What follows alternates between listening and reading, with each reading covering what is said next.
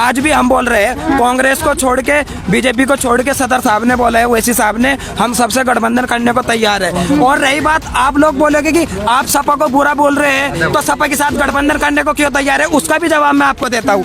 हिस्सेदारी के नाम पे गठबंधन होगा, हिस्सेदारी के नाम पे। हम लोग धर्म की राजनीति नहीं करते। धर्म की राजनीति वो लोग करते हैं जो 10 मिनट के लिए टोपी लगाते हैं। धर्म की राजनीति वो करते हैं जो मुसलमानों को लुभाने के लिए तैयार पार्टियां देते हैं। हम लोग धर्म की राजनीति नहीं करते। सेकुलर बनने का मतलब ये नहीं कि मुसलमान तिलक लगा ले और हिंदू टोपी लगा ले। असली सेकुलर वो होता है जो अपने एक भेष में रहे, जैसे हमारे नेता बैरिस्टर असदुद्दीन ओवैसी साहब है। अगर आजम खां के नाम के पीछे आजम यादव होता या आजम कुमार होता, 2 दिन के अंदर बाहर आ जाता। किसानों की के लिए राजधानी है ये। इसी तरीके से ओवैसी साहब की ऐतिहासिक जैसे रैली हुई ना किसानों की, ये सभा भी ऐतिहासिक होगी यहाँ पे। नमस्कार, स्वागत है आपका। मैं हूं आपके साथ श्रुति और आज हम मौजूद हैं मुजफ्फरनगर में। यहां पर ओवैसी जी की चुनावी रैली होने वाली है। बता दें आपको कि उत्तर प्रदेश में विधानसभा चुनाव को देखते हुए सभी पार्टियां चुनावी रैली कर रही हैं। जनता को लुभाने के वो तमाम कोशिश कर रही हैं जिससे कि उन्हें वोट मिल सके। वोट बटोरने की पूरी कोशिश जो है वो सभी पार्टियां कर रही हैं। यहाँ पर ओवैसी जी की रैली होने वाली है। बता दें आपको मुजफ्फरनगर में मौजूद है। यहाँ पर तमाम लोग मौजूद हैं जिनसे हम जानेंगे कि क्या प्रभाव रहने वाला है सभा में। ओवैसी जी की क्या प्रभाव रहने वाला है ओवैसी जी की सभा में? ओवैसी साहब का प्रभाव काफी अच्छा रहेगा।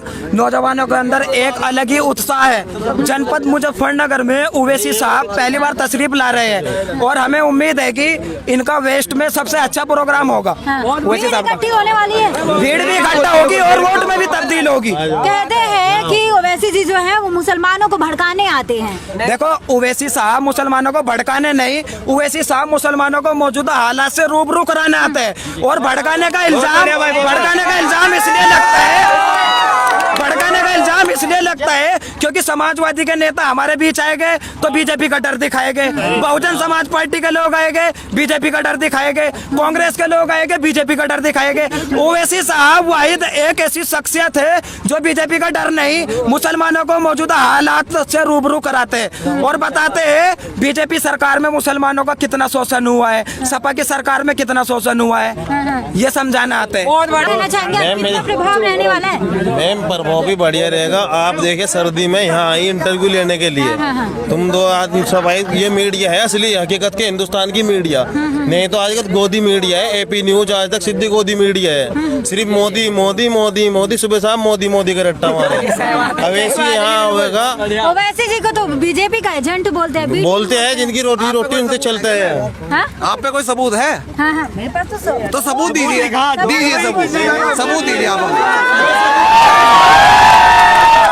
भड़काने का काम ओवैसी साहब नहीं करते हैं, ये गोदी मीडिया करती है। मैं अच्छा। जी, ओवैसी साहब नहीं, वो मोहब्बत का पैगाम देके जाते हैं। अच्छा, आप एक बात बताइए, हम कितने भड़के हुए लग रहे हैं आपको?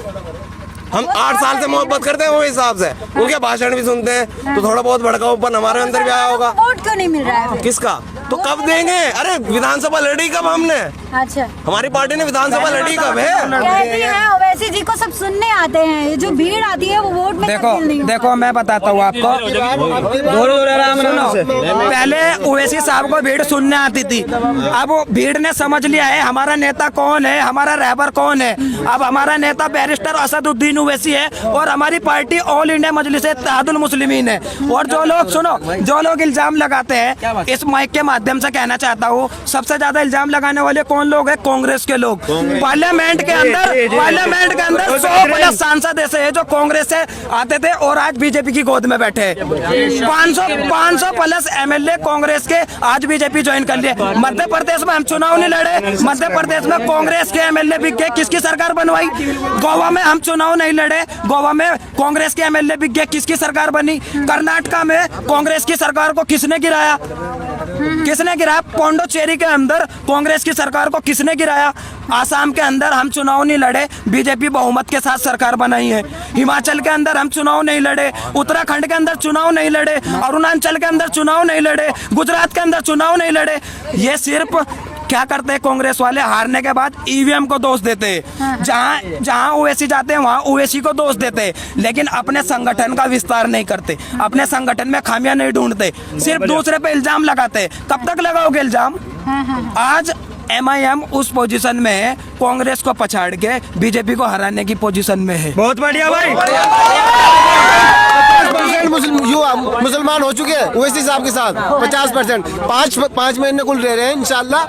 ये 50% भी जो है ना मुसलमान सब ओवैसी साहब के समर्थन में हो जाएंगे इंशाल्लाह। पार्टी को मुल्ला मुलायम की पार्टी कहते हैं, क्या कहेंगे आप? मैम ये बिरयानी खाने वाली पार्टी है। रमजान आएगा टोपी चुल्ला ओढ़ देगा मुलायम सिंह भी, क्या बिस्मिल्लाहिर्रहमानी रहीम। ये सब फ्रॉड है, ये सब दोगले मुसलमान बन जाए। 1 मिनट को टोपी ओढ़ ली, कुर्ता पहन लिया, कह भाई हम तो मुल्ला मुलायम हो गए, मुसलमान हमारे। 2013 दंगा अखिलेश सरकार का करवाया हुआ है, योगी सरकार में कोई दंगा नहीं हुआ। NCC में हमने प्रदर्शन करा, इसमें भी सबसे ज्यादा शहीद मुसलमान हुआ। CA कानून में योगी सरकार में कोई दंगा नहीं हुआ? दंगा नहीं हुआ, बताओ कौन सा दंगा हुआ? बेरोजगारी हुई, गुंडा राज है मैम मुसलमानों पे। NS से तो योगी सरकार तो कह रही है गुंडा राज खत्म कर दिया। गुंडा राज अब आया हकीकत में तो सरकार में थी गुंडा। मैम अखिलेश की सरकार में रिश्वतखोरी हरामखोरी ज्यादा थी, खाने वाले ज्यादा थे।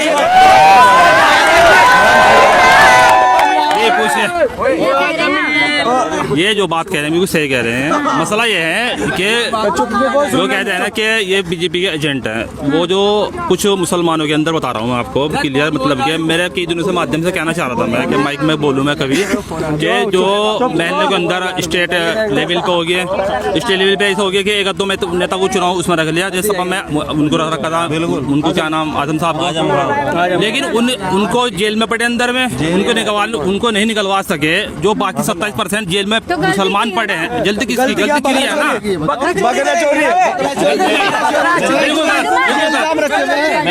सुनो, अगर चोर जो है ना, चोर अगर आपको गिनवा दिए बीजेपी के अंदर इतने बड़े बड़े चोर पड़े हैं कि कोई भी कार्रवाई नहीं है मैम। और कहा जो अगर आजम खां के नाम के पीछे आजम यादव होता या आजम कुमार होता, 2 दिन के अंदर बाहर आ जाता। 2 दिन के अंदर बाहर। ऐसा क्या कांड कर देता जो मतलब कि इतने साल की जेल हो गई, अंदर बीमार हो गया? ऐसा क्या कांड कर देता? नहीं, जो बलात्कारी है मेरा मतलब कहना, जो बलात्कारी है वो तो बाहर घूम रहा आराम से। बीजेपी ऐसा उन्होंने क्या कांड कर दिया था भाई? जमीन हड़प ली, सुनो, जमीन हड़प ली। आज आजम खान को सिर्फ मोहरा बनाया गया है, किसके इशारे पे? समाजवादी पार्टी के इशारे पे बनाया गया है। प्रदेश के अंदर 2012 में बहुमत के साथ समाजवादी पार्टी की सरकार बनती है। 5 साल पूरी गुंडागर्दी होती है। मलाई कौन लोग चाटते हैं? अखिलेश यादव, मुलायम सिंह यादव, डिम्पल यादव, धर्मेंद्र यादव, राम गोपाल यादव, ये लोग, अक्षय यादव, ये लोग मलाई चाटते हैं। और सरकार परिवर्तन होने के बाद मोहरा किसको बनाया जाता है? आजम खान को। इल्जाम बकरी चोरी का लगाया जाता है। इतने बड़े नेता पे, इतने बड़े सांसद पे, जो करोड़ों की यूनिवर्सिटी बना रहे हैं, वो बकरी चोरी करेगा? अगर सुनो, गठबंधन की बात की जा रही है ना सपा के साथ में, तो किसकी करेगी? सुनो, गठबंधन हमारा देखो, आज भी हम बोल रहे हैं कांग्रेस को छोड़ के, बीजेपी को छोड़ के सदर साहब ने बोला है, ओवैसी साहब ने, हम सबसे गठबंधन करने को तैयार है। और रही बात, आप लोग बोलोगे कि आप सपा को बुरा बोल रहे हैं, तो सपा के साथ गठबंधन करने को क्यों तैयार है? उसका भी जवाब मैं आपको देता हूँ। हिस्सेदारी के नाम पे गठबंधन होगा, हिस्सेदारी के नाम पे गठबंधन होगा। मुसलमान शिक्षा लेकर रहेंगे, रोजगार लेकर रहेंगे, आरक्षण लेकर रहेंगे, अपने क्षेत्र में विकास लेकर रहेंगे। T20 वर्ल्ड कप चल रहा, T20 वर्ल्ड कप चल रहा, 11 प्लेयर खेल रहे थे।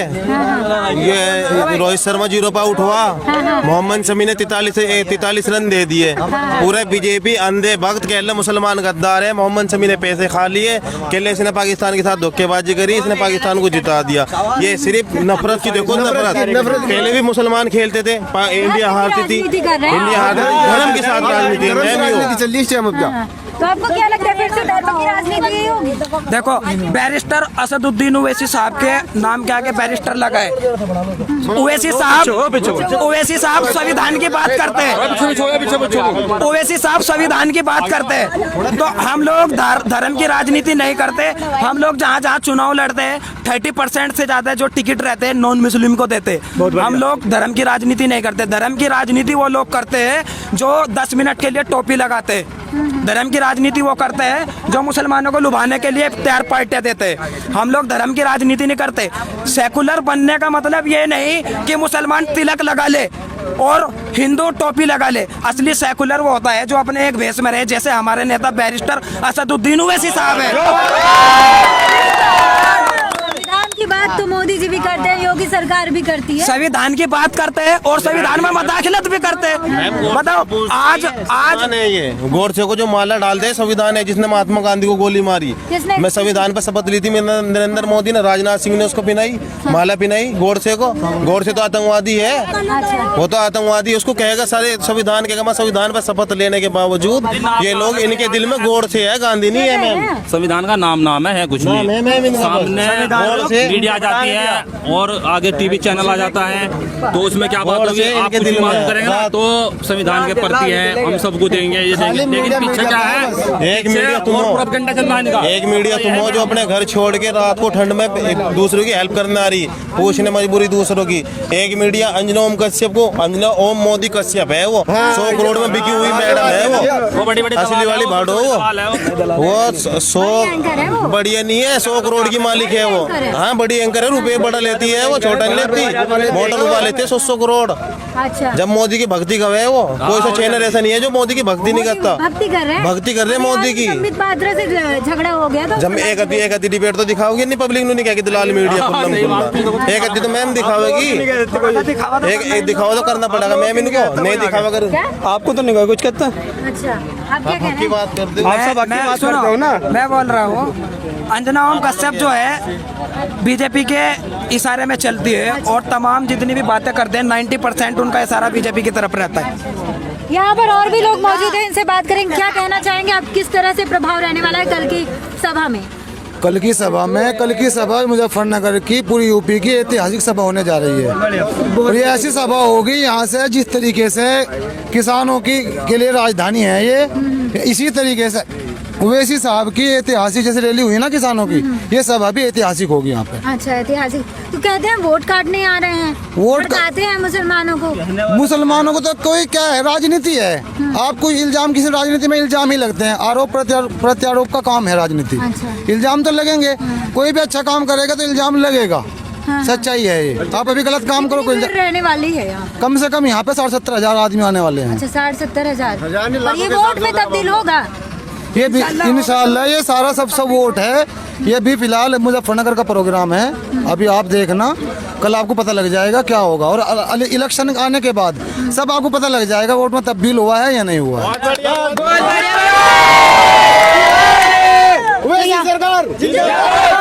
तो यहाँ पर तमाम लोग मौजूद हैं जिनसे हमने बात की है उत्तर प्रदेश चुनाव को लेकर। यहाँ ओवैसी जी की रैली होने जा रही है और ओवैसी जी को लेकर तमाम लोगों में आपने उत्साह देख ही लिया है कि यहाँ पर इनका कहना है कि अब इनका जो भरोसा है वो ओवैसी जी ही है। इस तरह से तमाम जानकारी हम आप तक पहुँचा रहे हैं उत्तर प्रदेश चुनाव को लेकर। इसके लिए बने रहिए, देखते रहिए।